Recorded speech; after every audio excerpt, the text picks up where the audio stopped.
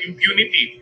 Sa kada araw, pinapatagal mo taong bayan ang nawawalan ng pag-asa kung saan talaga napunta yung daan-daang milyon isang pinag-usapan. Lugi ang taong bayan. Sa ngayon, nagkasa na rin ng People's Impeachment Movement ang iba't ibang civic groups para ipakita sa Senado na may public clamor talaga ukol sa impeachment para masimulan na ang paglilitis. Pero tugon dyan ng mga kongresista, Hindi na siguro kailangan ng public clamor, no? Kasi tungkulin at mandato naman ng Senado na dinggin ang anumang impeachment complaint na dumarating sa kanila.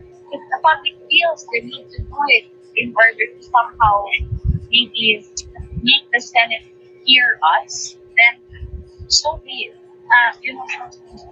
Kung yun ang gusto nilang gawin, wala nang sa isang pahayag, iginiit ni Davao City Mayor Sebastian Duterte na diversionary tactic lang umano ang impeachment laban sa kanyang kapatid para matapunan ang mga issue ukol sa 2025 national budget. Pero una nang pumalag dito ang ilang mambabatas.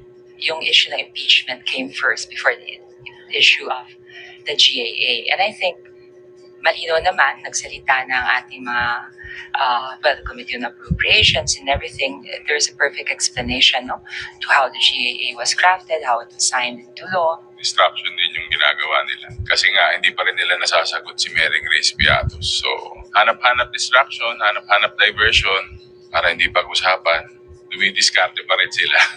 Sa ngayon, may mga nakabinbin na petisyon sa Korte Suprema ukol sa issue ng impeachment. Melalas Moras,